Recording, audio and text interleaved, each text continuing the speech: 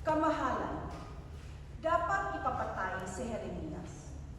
Sa kasasalita niya ay matatakot tuloy ang mga kawal, pati ang mga mamamayan. Hindi nakakatulong sa bayan ang taong iyan. Manapay, ibig niyang mapahamak tayong lahat. Kaya't sinabi ni Haring Sedekias, kung gayon, gawin ninyo sa kanya ang ibig ninyo.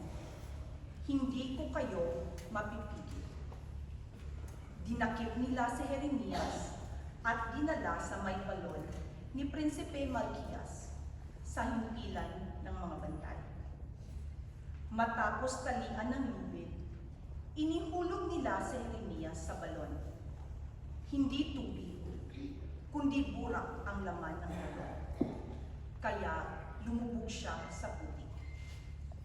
Pumunta roon si Ebed-Melech at sinabi sa hari, "Kamahalan, masama ang ginawa ng mga pinuno. Inihulog nila sa balon si Jeremias. Maaaring mamatay siya sa gutom, pagkat wala ng pagkain sa lungsod." Iniutos ng hari na magsama si Ebed-Melech ng 3 lalaki at pagtulong-tulungan nilang iahon sa balon si Jeremias at baka mamatay. The word of the Lord.